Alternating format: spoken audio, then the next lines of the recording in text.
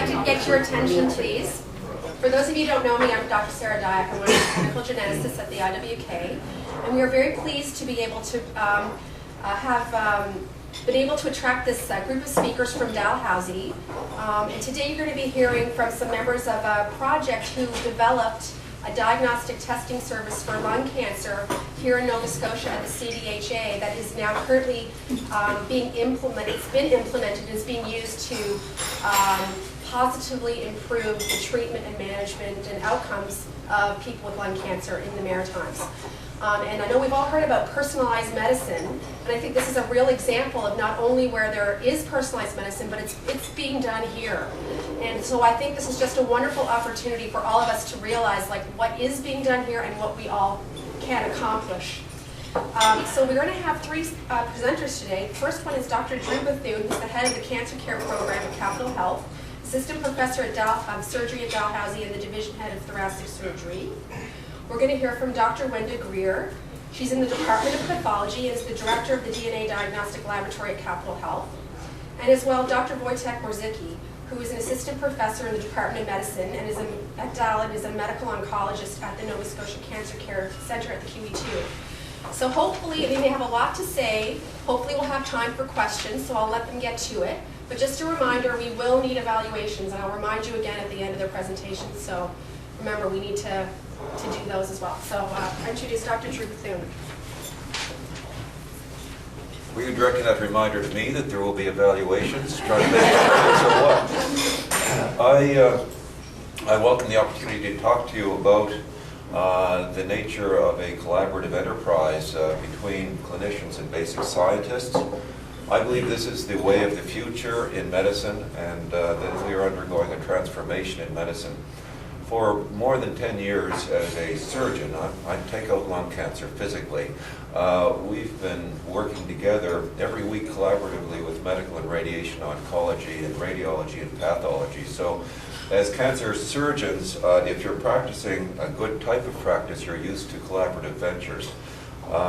We're now extending this beyond medicine and surgery and pathology and radiology, and we're looking at what the future holds in looking at collaboration in basic science and how that relates to clinical care. Today we're going to talk about how basic science discoveries have actually been brought right to the bedside. And interestingly enough, that transition and the collaborative process is not a simple process, and it takes quite a degree of collaboration and cooperation. So translation, translational research, translation of basic science discoveries, it looks pretty easy. You discover something and then you apply it to the patients and everybody benefits. But actually that arrow involves a whole lot of different processes. And today I'm going to talk a little bit about all that's gone on in CDHA, and really it's been a considerable accomplishment, and it's involved, as I say, basic scientists, clinicians, hospital administrators, ethicists, lawyers. It's been a very big project, and it has involved a tremendous group of people.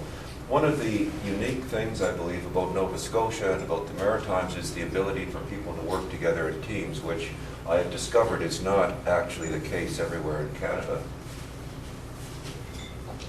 I just want to show you, just briefly, this is what I do every day. This is a picture of a lung cancer, and you can see the laser pointer here somewhere. I just turned it off. I don't know where the laser pointer is. Oh, okay. You can see this is the right upper lobe of the lung, and we have a patient with a collapsed lung and with pneumonia. That's what you get with lung cancer. It blocks off the bronchial tube, and you get recurrent infections. So this is a picture of the lung cancer that we've removed, and it's a hard, rubbery, fibrous area there, and that's what I feel in the operating room every day when I take out a lung cancer. This is what the pathologist sees, and this is an adenocarcinoma of the lung. And adeno means it forms glands, and you can see those circles, those are glands, and that's what the pathologist looks for to identify adenocarcinoma of the lung. And that is the most common lung cancer we are seeing now. This is quite relevant because this is the lung cancer where we see mutations.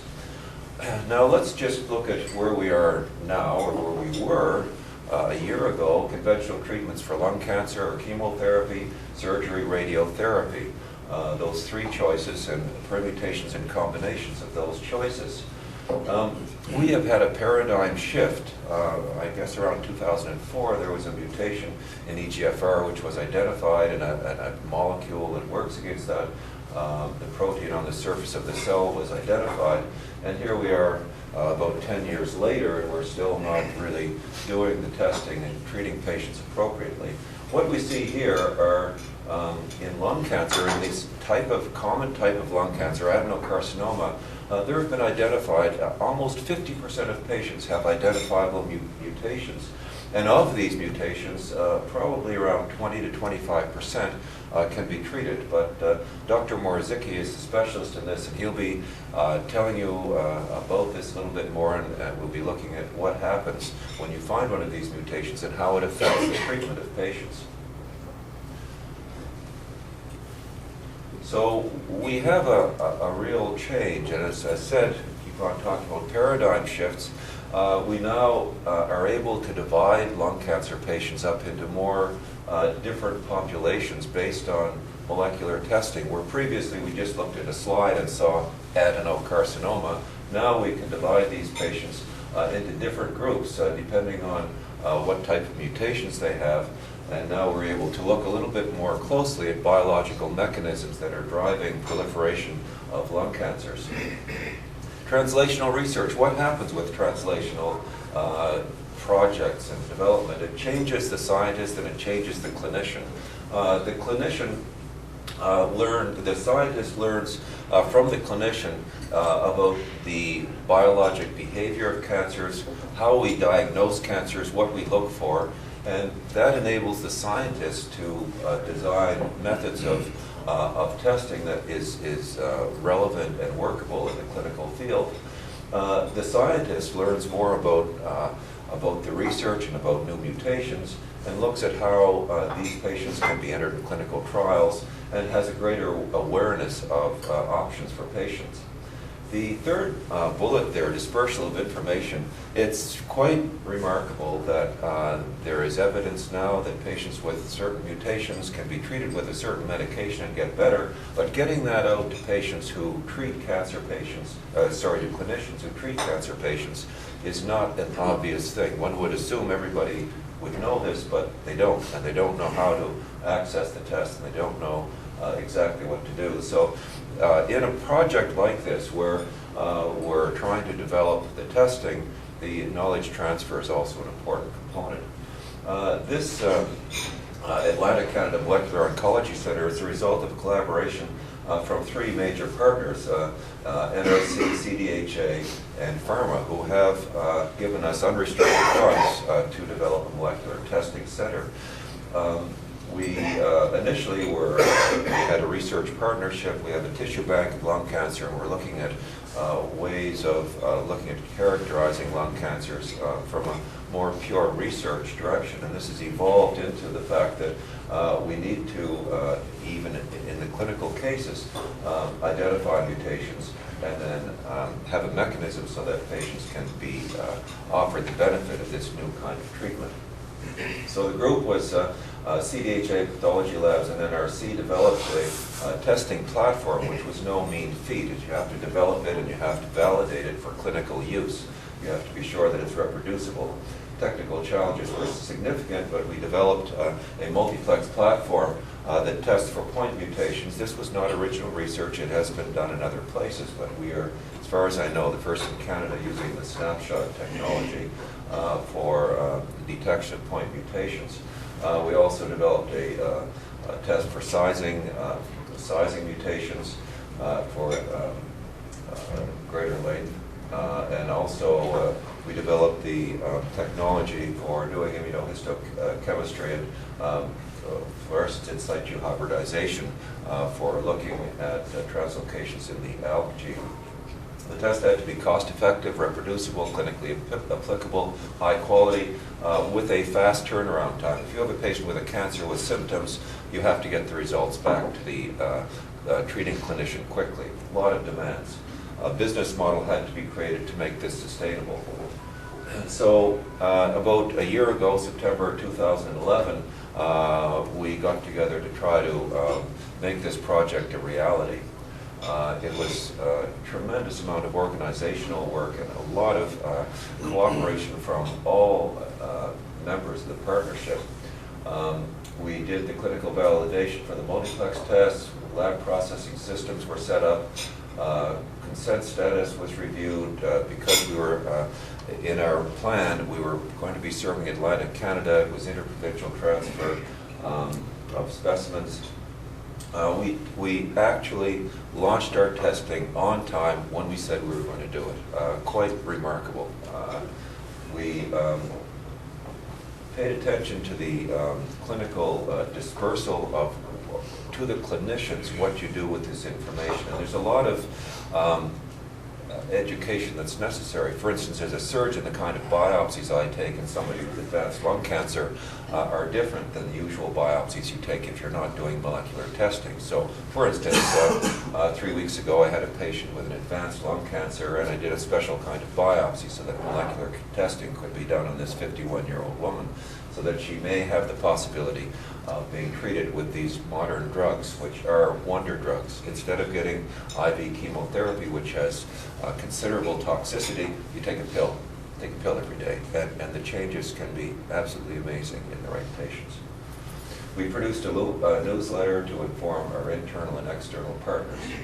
We've always been trying to make sure there's information about how we're doing and how we're progressing with our CDHA partners and also with partners who have been funding us and with physician partners who are looking to access the service. So what is the impact of all of this effort? We are now seeing personalized medicine, and we're going to see more of it, and we're at the beginning of some really profound changes. We see less morbidity and improved quality of life for cancer treatments, and actually we're targeting patients so the right patient gets the right treatment, and we're not giving toxic treatment to patients who won't benefit from it. And on the other hand, we're not giving these expensive, fancy drugs to people who it won't help. And that is happening right now. People are getting drugs against the mutations without having testing, and it doesn't work if they don't have a positive mutation test. So we'll be seeing later on in the presentation what happens with these wondrous drugs. So I guess we're around here looking at the EGFR mutations, but there's a lot to do in the future. There are small sample analysis, there's next-gen sequencing, so there's a lot of upside to where we can develop this program.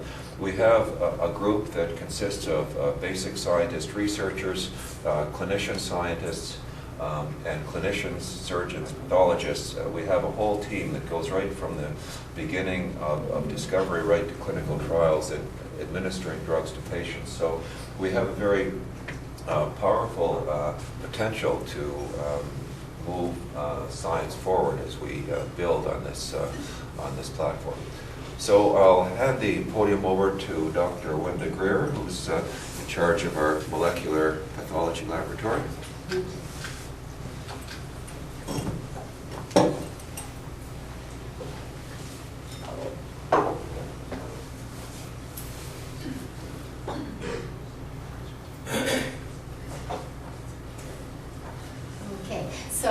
The role of the molecular diagnostic lab in this project, of course, is to identify specific mutations related to lung cancer that have relevance to patient care.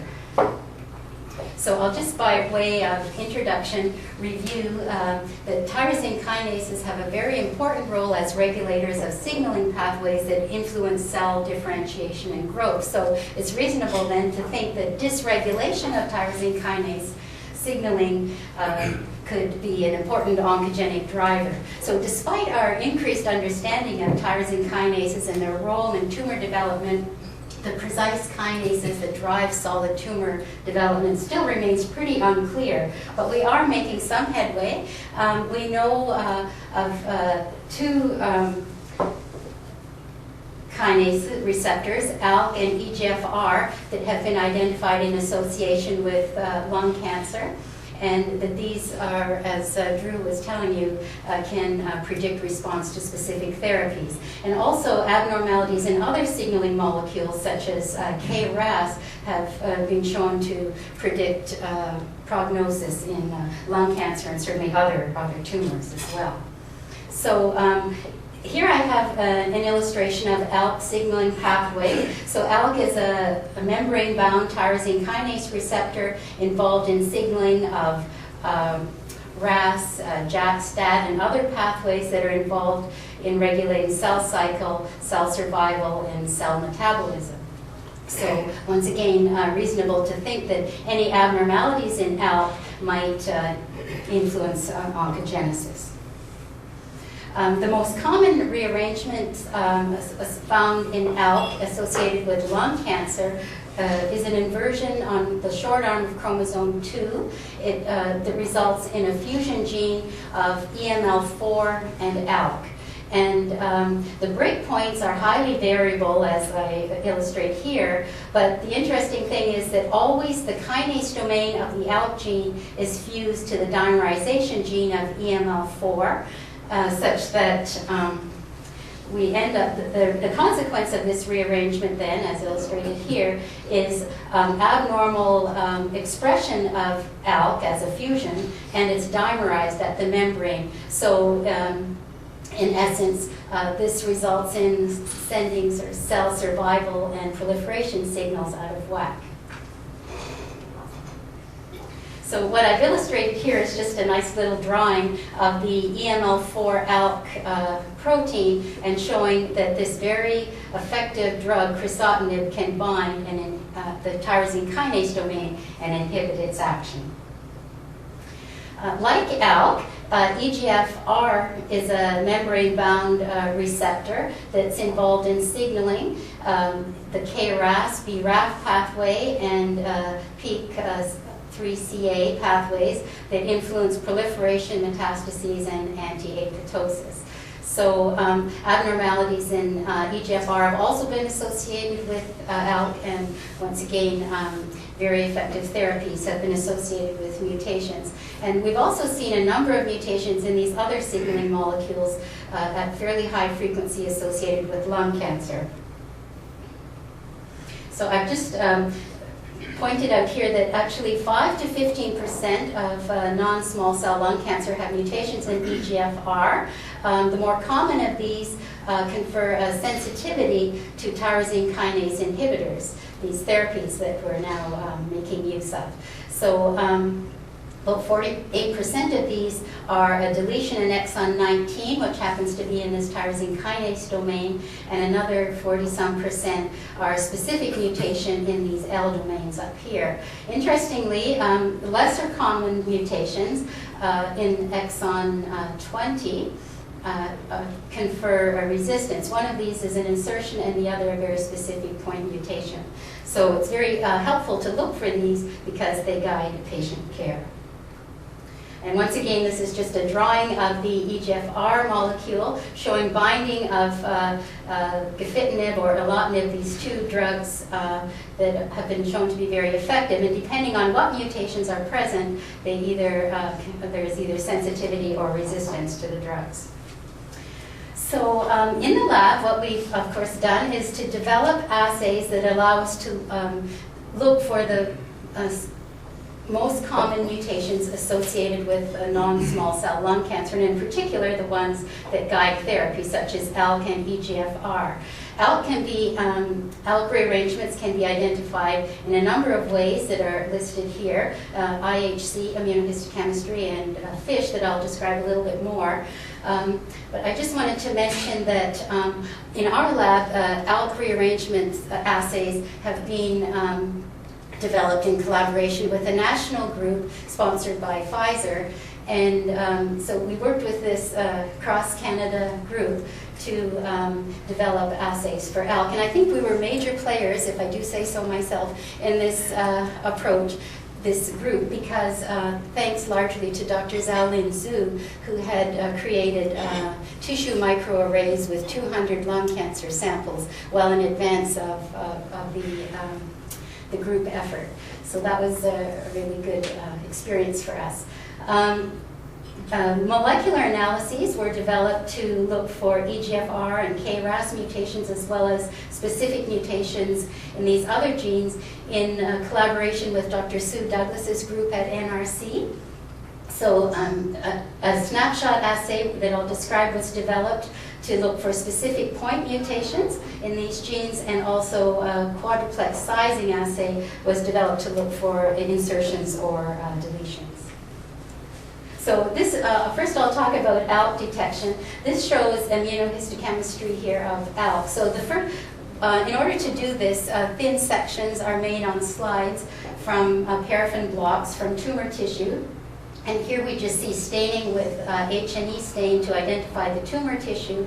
And a parallel section here has been stained with a monoclonal antibody against ALK. And you can see there's, in normal tumor tissue, there's very little, if any, ALK staining. But here you can see very high level of staining. So the objective of this national group, they call themselves CALC, Canadian ALK, was to compare the ability of IHC to detect ALK rearrangements to fish fluorescence in situ hybridization. So that's illustrated here. This is the approach that I think most of you are familiar with, where you can fix interphase cells to a slide, and DNA is also fixed, and then you can probe with fluorescent labeled probes specific to your area of interest. So this here illustrates Abbott probe, commercially available. So you have a green probe that's specific for one side of the ALK common breakpoint, and the red probe is specific for the tyrosine kinase part. So in a wild-type ALK gene, you expect to see what I'm pointing to here, the red and green showing together. So this is a cell without an ALK rearrangement, but here you see a cell where you have one fusion gene, normal wild-type ALK, but here you see the green and red have been separated due to that inversion on chromosome 2. Similarly here, you see a fusion and then a break apart here. So this is the FISH assay, which is considered the gold standard for looking for ALK rearrangements, but it's very labor intensive, and those probes are very expensive. So it was useful to see whether the IHC and the FISH would be equally effective. And it turns out that there was a very good correlation between the two. So what most centers have decided to do, including ours, is to screen all of the samples, lung cancer samples, with IHC, and then those positive or equivocal ones are confirmed with FISH. Okay, and I just thought I'd mention that RT-PCR is another approach that we can use to look for these rearrangements. And Dr. Sue Douglas's group from NRC is working on an approach, because this might turn out to be something that will be faster and easier and perhaps less expensive than the FISH. So that's some exciting observations for the future.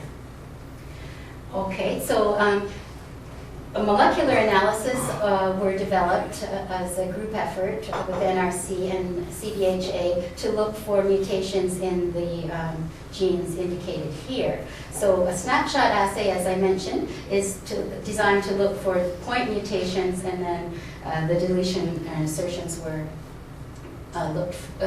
used a different approach. So this snapshot assay here, I think, is a very clever approach used, as I said, to look for specific single base changes, or SNPs, single nucleotide polymorphisms. So PCR is used to amplify the region of interest, indicated here as a C. And then an extension primer is allowed to go in. It's homologous to the region directly adjacent to the nucleotide of interest. And so it hybridizes there, and then extension is allowed to occur using a pool of dideoxynucleotides, each with a different fluorescent color. So as extension occurs, a G would be incorporated here, and because it's dideoxy, no further extension can take place. So those primers then can be deannealed, or broken apart and separated, and then put through a capillary electrophoresis. It separates according to size, and here you can see that blue fluorescent peak showing this fragment here. So the nice thing about the snapshot assay is that it can be very nicely multiplexed. So what has been developed is a multiplex assay that looks at 7 different SNP loci all at the same time, and these are indicated here. And this is our negative control, which shows the wild type peak from all site loci. And here we see a patient tumor sample, where in most cases we have the same wild type peak as above, but here you can see that this is the EGFR locus, a specific point mutation, known to be associated with lung cancer. The peak is a different color and with slightly different mobility, so it's indicated here. So this clearly shows that this patient has that point mutation in EGFR, so it would be very likely to respond to the Wenda drug.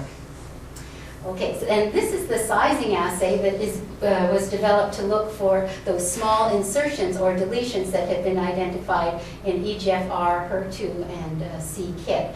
So this is just a very straightforward assay that's multiplexed, where PCR, 4 different sets of PCR primers are used to amplify across the mutation site. And of course, if there's a deletion or duplication there, the size of the fragment will vary. And so when you pass it through the capillary electrophoresis that separates according to size, you can see the individual peaks. And I forgot to mention that each one primers have a different color, so you can identify the peaks one from the other. So here we have a patient with a different EGFR mutation. This is an exon 19 deletion. So here are our wild type peaks, and here this is a black wild type peak, and here we have our mutant allele. So this patient has a different exon 19 EGFR mutation, but this one is also a good responder.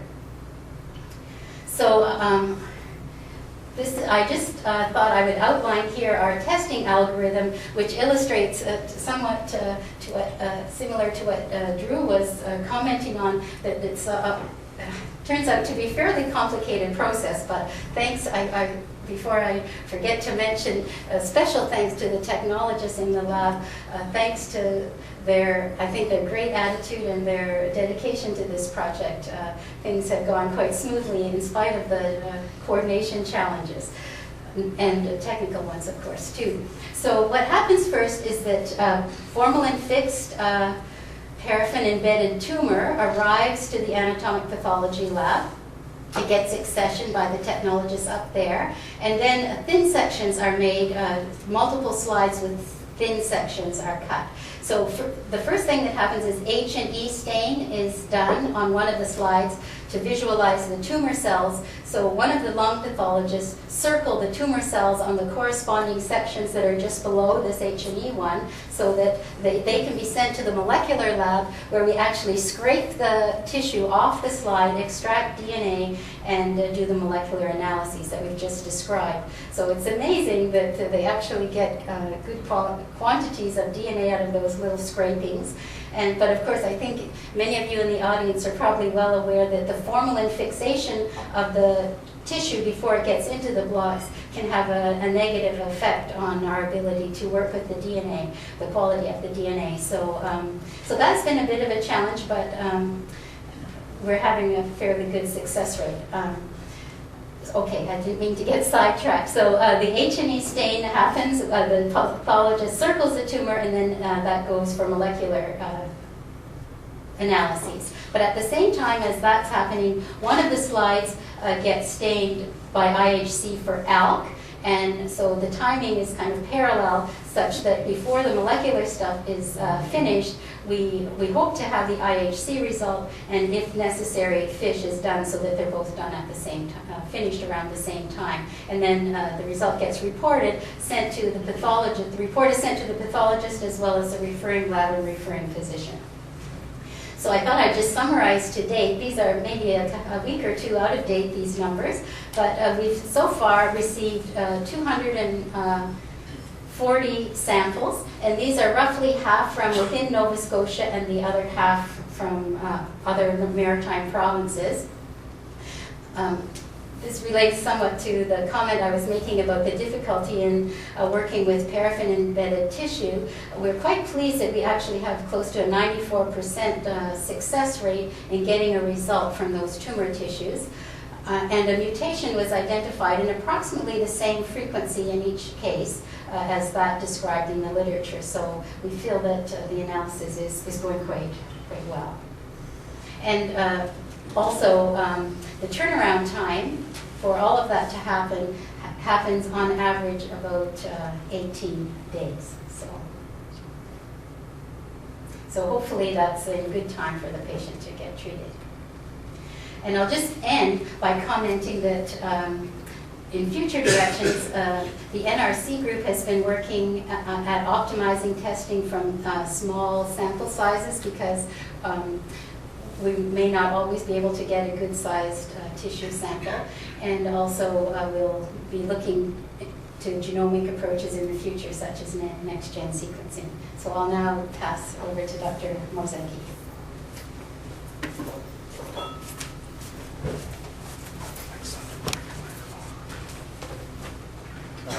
Thank you, Wanda. So I'm Wojtek Morzycki. I'm one of the thoracic oncologists, which means that my interested in lung cancer. And you've met my two best professional friends. Oncologists don't have very many friends, but we do have professional friends. We met Drew Bethune, who is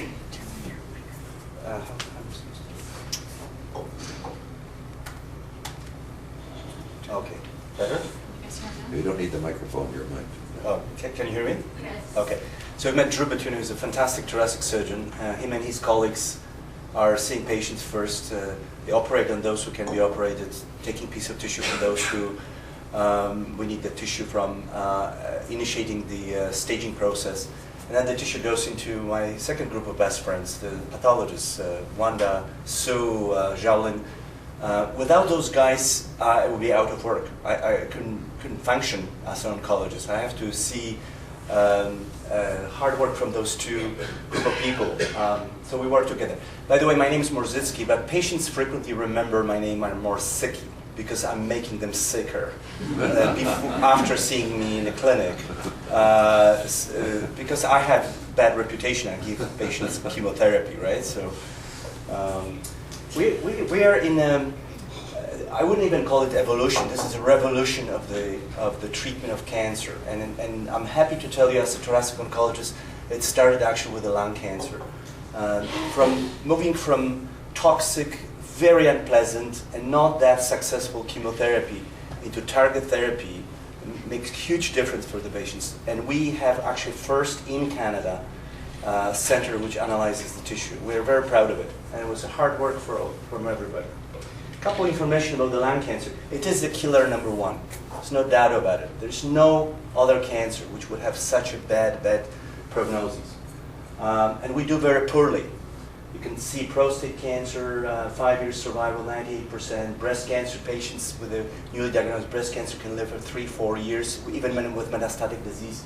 Otherwise, you cure them. And this is all stages of the disease, only 15%.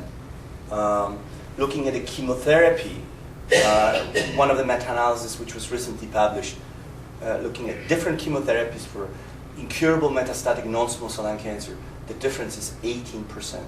That's it. So really, we haven't been moving a lot since development of the chemotherapy. And you've seen this slide before. Majority of the lung cancers are non-small cell, particularly adenocarcinoma. That's the histology we're interested. Small cell lung cancer is a different entity and is treated differently. As a chemotherapy specialist, because that's how we were called in the past, we give lines of therapy. I'm talking about the chemotherapy, the toxic one, making everybody sick. First line therapy, average response based on clinical trials, 20-25%. And it drops with the other lines of therapy going to below 50% of the first or second line. So with the second line therapy, 50%, third line therapy, it's just the minute numbers. So in fact, we can only offer 2 lines of therapy. But again, when you look at all stages, it's only 15% of those patients survive 5 years. It's a common cancer. It's the second after prostate in the men, second after breast in women, and this is in the States. When you look at Asia, it's actually first for women and first for men, because majority of Asian population are smokers. And it's very well known and documented that the tobacco companies have shifted their interest from North America to Asia, to China, Vietnam, India. So that is a number of cases, but mortality is number one in both genders compared to other type of cancers.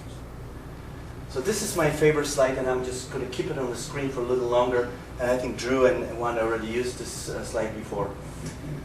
So we're moving from completely blindly treating those patients with a chemotherapy based on the histology to digesting the cancer based on the genetic mutations. And we know some of them. So we have a lot of work to do because there's 50% of those mutations we don't know, they're not identified yet. Although we know some of those mutations, we don't have the drugs yet, so the drugs are being developed. So clinically, from my point of view, I'm interested to know if the patient has EGFR mutation because we have a couple of drugs we can target. One drug is called Tarceva, and another drug is called Iressa. We have an excellent drug called crizotinib, which targets ALK mutation. Remarkable response rate in those patients and long survival. We have a mutation called ROS. I don't know. Oh yes, ROS, 2%, which not all the labs do. We actually send our tissue sometimes to Boston because this group does it for us, which could be also targeted by crizotinib. And we don't have other drugs. We don't know if we have any drug for BRAF mutation. It's still in development, and other clinical trials are looking into potentially targeting those mutations. But 50% of them, we don't know. They're still being researched. The mutation which I don't want to see, but we see, and actually I'm coming back from the clinic when I saw the young lady who did not respond to palliative radiation, and she has positive KRAS mutation. That's a bad mutation in those patients because this usually indicates resistance to chemotherapy and radiation therapy. They're typically smokers. And interesting, when you look at the statistics across the country, the least of those KRAS mutations we see in BC, because majority of, not majority, but there's a large Asian population doesn't smoke, and we have a lot of those KRAS mutations in Nova Scotia. Probably the numbers is, 25%, right? Something like that. On average, it's around 20%. So I think the future is to digest the rest of this, or analyze the rest of this pie, looking for other mutations, and of course finding the drugs. How do they work? Are they wonder drugs? Now, this is my patient who is still alive. I know this lady for the last 5 or 6 years. She's a marathon runner, young, 45 years old, never smoked. And by the way, most of those mutations are actually seen in non-smokers or light smokers. By the way, do you guys know what the light smoking means? Okay, you'll be surprised. It's less than 100 cigarettes lifetime. Used to be 2-3 cigarettes a day. It doesn't exist anymore. It's actually less than 100 cigarettes lifetime. That's the light smoke. Anything above that, heavy smoke. So light smokers or non-smokers tend to have those mutations. She was a lifelong non-smoker, marathon runner, came with this diffuse, diffuse lesions. I don't know if you can appreciate them. This is all cancer. This is not the normal tissue. Normal tissue is maybe someplace here. This is the before, and this is after the treatment with the drug called Tarceva, because she actually had EGFR mutation. Okay, dramatic 1 month's treatment. This is 4 years later. She's still alive. Normally, she would not live longer than 8-12 months. And this is also her other imaging. This is the CT scan before I treated her. What you see here, all those are nodules. Those are cancerous nodules. Typical adenocarcinoma, very diffuse pattern. And that's the CAT scan after her treatment. How clear it looks. So the treatment is, the response is remarkable if they have those mutations. And what is even more interesting is that, again, from toxic chemotherapy, when they lose hair, they have myelosuppression, so they can develop different infections, nausea, vomiting, you know, more sicky. That's why I make them sicker. To something like target therapy, and majority of those drugs are oral, so they're pills, okay? And they are very nicely metabolized, and they're truly targeting those mutations. When they have very little nausea, almost no vomiting, and majority of those patients, and the only side effects they're worried about is the skin rash, which men, they don't care, women do, but you know, skin rash when you compare to others. So it's truly, and the majority of those drugs do have this toxicity profile. I think this is my last slide. So I can say that I'm very proud to be a part of the group of people who came up with this idea. I called Drew and Jean-Luc Xiu and myself the Three Musketeers. And we don't know who is who. I think Drew is the D'Artagnan. He was the handsome guy, you know. He was very good swordsman. I'm the fat guy. So we are Three Musketeers. We came with this idea, and we brought the money from the industry because we knew the government cannot sponsor that. And with a fantastic help of wonderful people, Wanda, Sue, Shaolin, Andy, who is our manager, we opened the program first in Canada. Everybody's jealous, let me tell you. And we're working for the all Atlantic provinces, and it's running, and we make the difference. And I think this is going to be standard, it should be standard of treatment and approach to the patients with lung cancer across the country. I know there's some of my friends, thoracic oncologists in Ontario, are screaming because they want to have that, and other provinces as well. And that's all I want to say. If you have any questions, I'm here.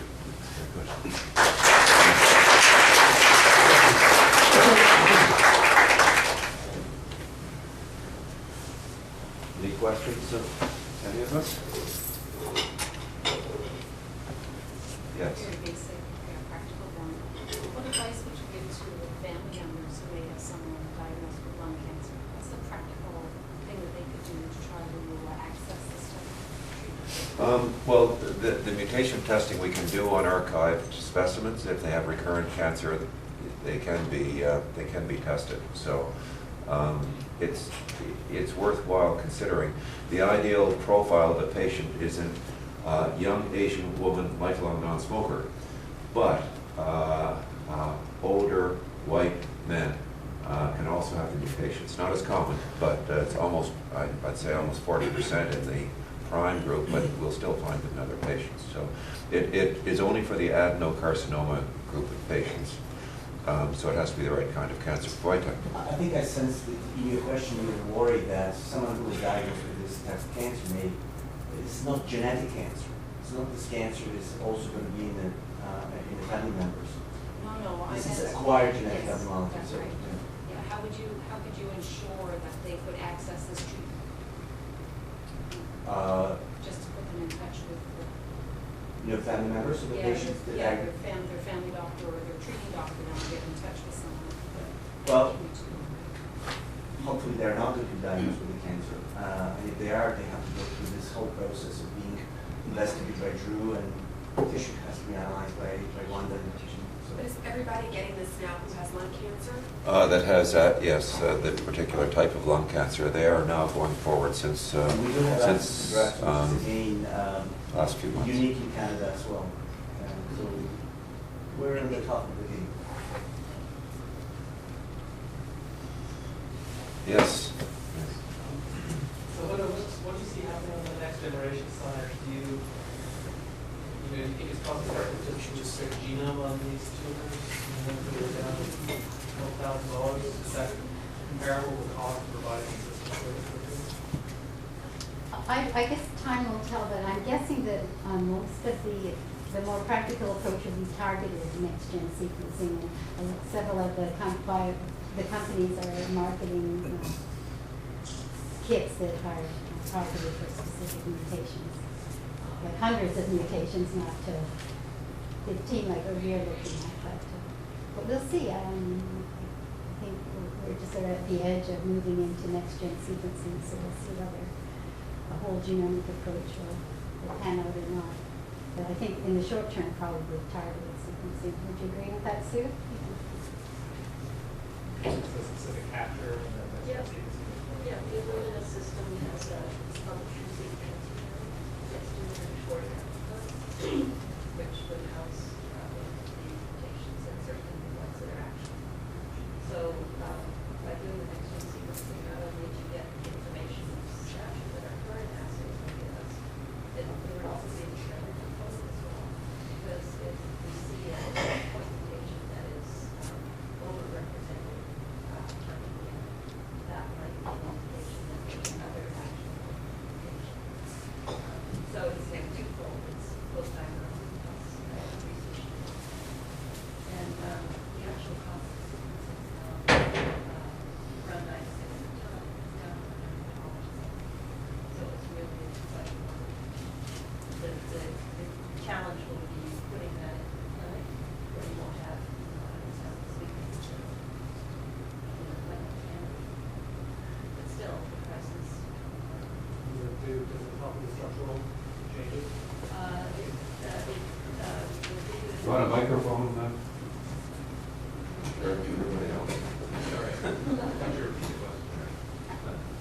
he asked if it shows structural changes. The point mutations is obvious. Copy number variations, often if you have a gene that is amplified like HER2 or EGFR, you'll get that kind of information. Translocations, not so much. You need to do the paired end sequencing for that. The one comment I would like to make is that this is not only challenge to us clinicians and scientists, but also to government.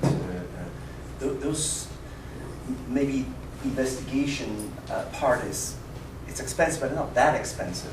It's all doable.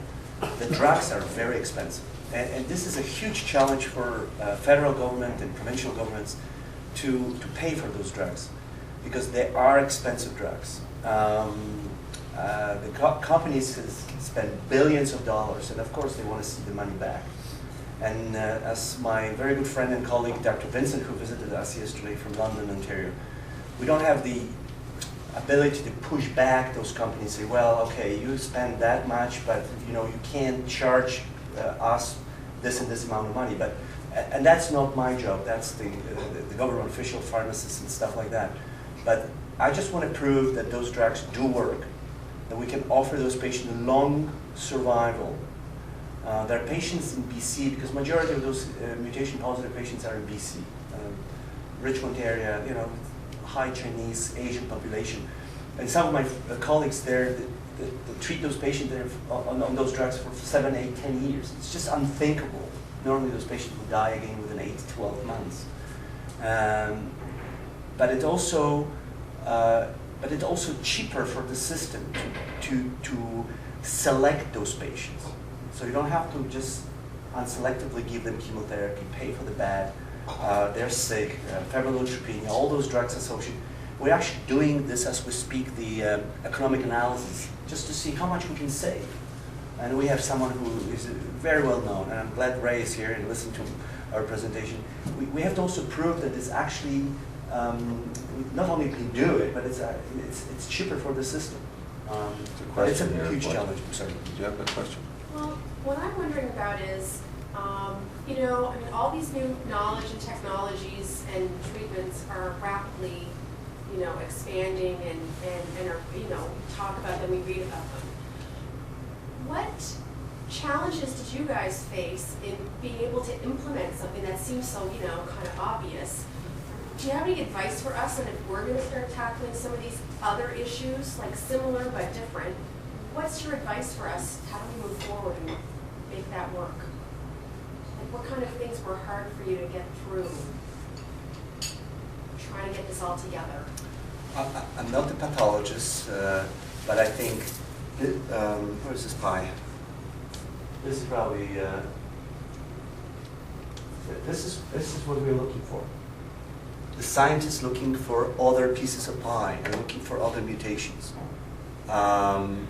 Sue Douglas, a brilliant pathologist, is going to be part of the group, and I think NRC will have a huge impact on on the future aspect of this treatment. But I think it starts with looking for the target mutation. We call them driving mutation. And then eventually looking for the drugs, which I don't think we can afford. That's industry.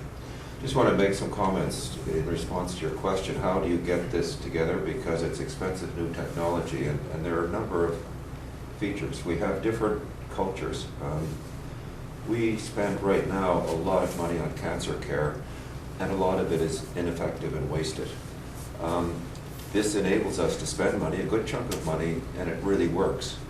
So as Wojtek referred to, we're doing a pharmaco-economic analysis. This particular, the EGFR has been proven to be something that should be tested for. And as a matter of fact, there are several countries that have mandatory testing of all lung cancers for EGFR. Really wealthy countries like Spain, Belgium. So it's sort of funny that in Canada we'll give the drugs for the EGFR mutation. It's approved to give in second line, right, Wojtek, without testing patients. And research has shown that if you do give it in second line to patients who are negative for the mutation, that it's worse than nothing. But we're still doing it, and it's approved by government. These drugs are expensive. They can be, what, 40 to 100,000 a year. So there are a whole lot of, I could go on a bit here, but certainly putting this together, for one thing, the pharma companies invest a lot of money developing drugs, about 1.2 billion per chemotherapy or per cancer drug.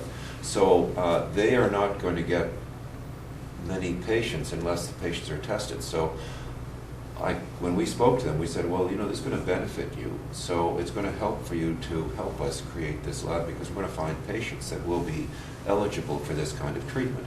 It's good for the patient because, you know, I'm interested in doing the best I can for people.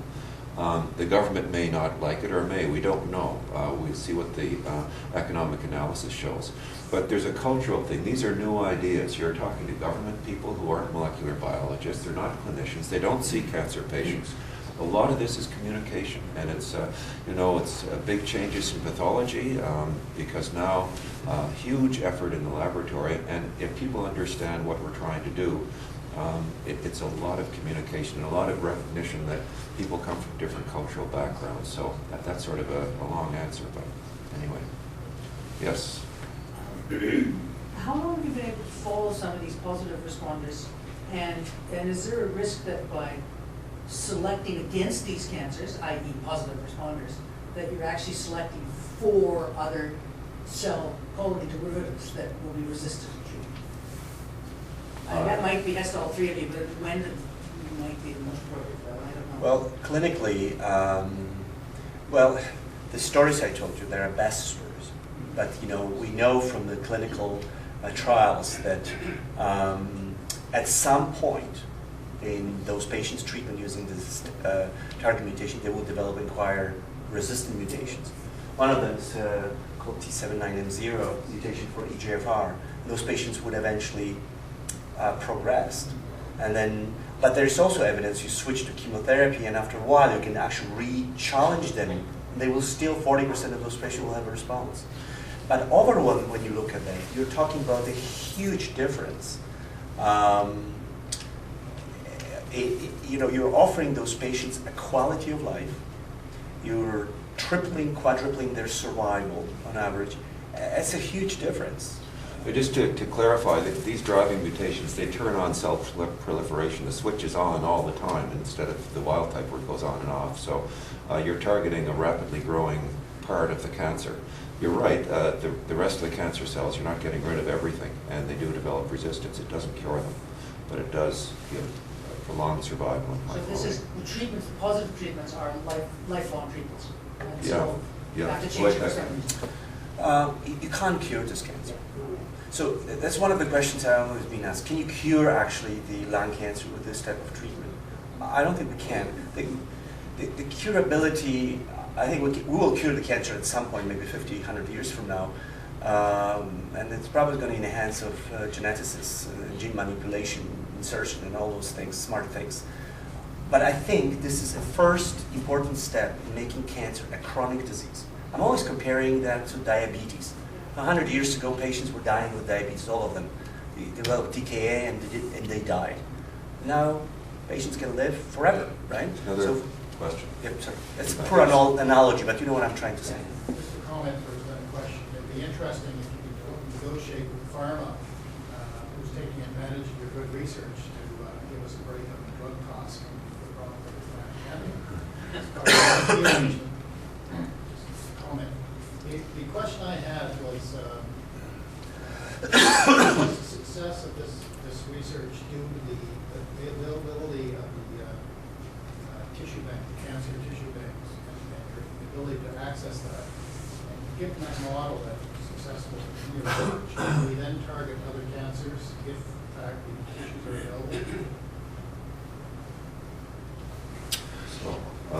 Tissue bank, first of all, it got us together in a spirit of scientific inquiry, and it started our relationship with NRC. No tissue bank, this never would have happened. It also attracted the pharma money because they knew we talked a good story, but did you actually do anything? And we did. We had a 5-year history of collecting all the lung cancer tissue and banking it, and we've done some research on that, and it's a collection of tissue that can be used ongoing for some of our more ambitious ideas of looking at, for instance, the prevalence of ROS mutations and other microRNA. There are lots of different things that we're thinking of doing with that. So that's played a role in that. And if I can just add, Ray, this program, although started with the lung cancer, we are expanding that to other malignancies as well. We actually already are doing BRAF mutation on patients with melanoma. Again, something which is only done, I think, in our center. And BRAF mutation, this drug actually targeted melanoma is, as you know, skin cancer, terrible, deadly malignancy. There's no treatment. Chemotherapy doesn't work. Nothing works, including immunotherapy. But there's a drug which now, in 50% of patients, you can actually diagnose this mutation and target this mutation, and those patients do fantastic. It raises a very interesting question, like the V600E mutation in melanoma. The drug works in melanoma, doesn't work in lung cancer. And, we don't know. And if you don't have multiplex testing on every patient, you're not going to find these 1 or 2% of the V600E in lung cancer. But if we're doing this, then we can identify these patients in the population. Lung cancer is a common disease, so I believe that the drug will work in lung cancer too, but so far we're not there. One more comment about our program. Drew mentioned about some poor countries in Europe, Spain, right, about to bankrupt.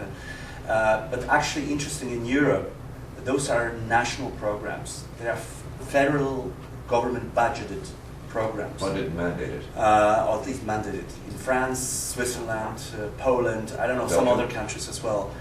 And I don't know if it's possible in Canada, right, because we are sort of like a conglomerate of 10 different countries.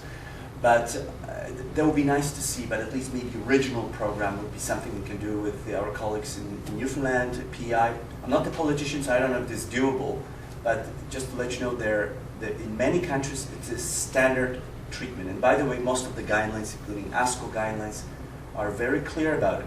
Patients with non-small cell lung cancer, particularly adenocarcinoma, should be tested. So we're not doing anything against the guidelines. On that point, is it possible to send us off and provide a fee-for-service service? We do. We already across Canada. We are in the. Drew can explain to you. We're in the second phase now. So the first 6 months of the program, we're offering this mutation analysis to Atlantic Canada, other provinces, for free. But now we're going to charge them. Very actually small. Let me tell you, in the States, to do snapshot, the whole multiplex, it's in a range, depending on the state, it's between $1,500 to $2,000. We're going to do it for $250 or $300. So it's really... I wouldn't quote that.